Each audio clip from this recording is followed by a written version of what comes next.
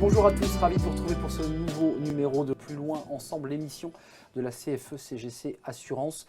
C'est un sujet passionnant dont on va parler, c'est comment le syndicat, un syndicat et en particulier la CFE-CGC, être force de proposition, peut faire évoluer l'entreprise, être un partenaire de l'entreprise. Ça, c'est une question importante au moment d'ailleurs où les salariés vont voter du 4 au 11 mai. Faut-il le rappeler, devenez des citoyens dans votre propre entreprise. 4 invités sont avec moi. Pourquoi ce choix? Pourquoi avoir choisi ce sujet? Pourquoi il est important pour vous de parler de ce rôle des syndicats qui sont souvent dans l'accompagnement humain? Et vous dites, ils sont aussi des partenaires de l'entreprise. Un syndicat va défendre individuellement, va défendre collectivement, mais aussi par définition, quand il s'agit d'une organisation telle que la CFE-CGC, va vouloir le progrès. Et pour avoir du progrès, il faut forcément faire des propositions et impacter quelque part la stratégie de l'entreprise. Pour ça, il faut avoir de la force. La force, elle vient déjà aujourd'hui des résultats électoraux de la dernière échéance. Vous êtes leader, il faut le rappeler. On est leader avec 34% et forcément, elle viendra aussi la prochaine fois. Parce que quelque part, nous sommes écoutés et au travers de certaines instances, nous pouvons agir sur les stratégies d'entreprise. Le CSE, ça va être une ouverture sur toutes les commissions et effectivement sur tout le dialogue social. Ceci dit, depuis les ordonnances Macron, voilà, il faut être honnête, nos CSO ont été restructurés, oui. Pas forcément de la meilleure façon. Donc c'est un organe central, mais qui parfois aussi a enlevé un petit peu de poids sur des instances essentielles, comme notamment ce qui anciennement était la CHSCT, Exact. qui est primordiale. La santé au travail qui a été réintégrée dans une instance qui vous donne d'ailleurs un travail un peu dingue.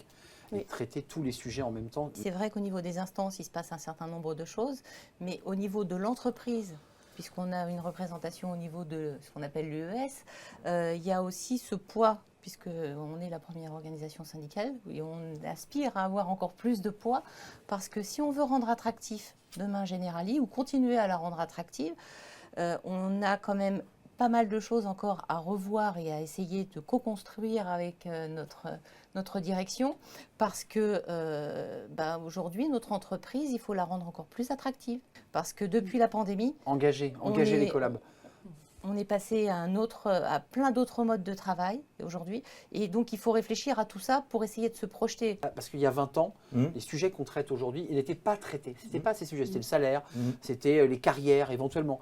Mais tout ce qui était sujet télétravail, flexibilité, ça c'est un peu nouveau depuis un an et demi. Bien entendu. C'est un an et demi, mais ce n'est pas que ça.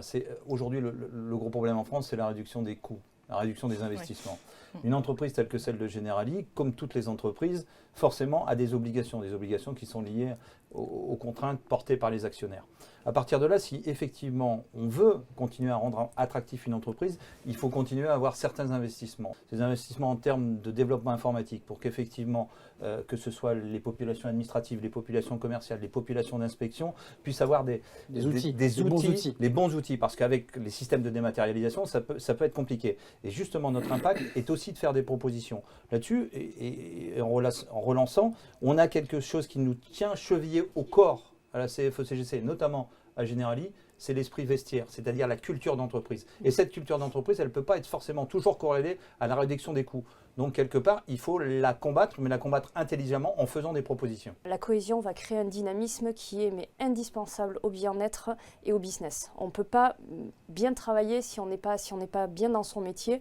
Et la cohésion, elle est primordiale. C'est la synergie, c'est la formation, c'est la motivation qu'on va aller chercher avec ses collègues, c'est le dynamisme. Et il ne faut pas qu'on le perde. On a eu 2 sujets. Le premier, ça a été la pandémie, qui a vu nos bureaux être désertés. Mais bien avant, on avait une chasse au mètre carré qui était assez féroce.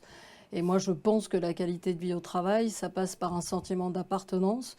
Et la culture d'entreprise, elle peut exister uniquement si on a un sentiment d'appartenance. Les élections, là aussi, c'est des enjeux. On a bien entendu que vous pesiez lourd, que vous aviez du poids, mais qu'il faut encore accélérer. Forcément, parce qu'encore une fois, c'est un rapport d'influence. Et être suivi par les salariés, aujourd'hui, c'est être en capacité de dire à l'entreprise, oui, il faut regarder comment on peut investir au mieux, mais investir au mieux, ça veut dire surtout de faire attention à ne pas démotiver quand il va nous manquer parfois un contact bureau, un contact perdez avec les collègues, etc. Les gens s'en vont. Et quelque part, que font les salariés?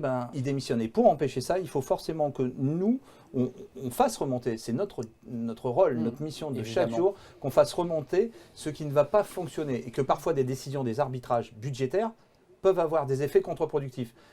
Donc, il faut là-dessus des bons investissements et pour ça, il faut avoir des représentants qui connaissent bien les métiers et c'est le cas de la CFE-CGC. Merci à vous, merci de votre fidélité.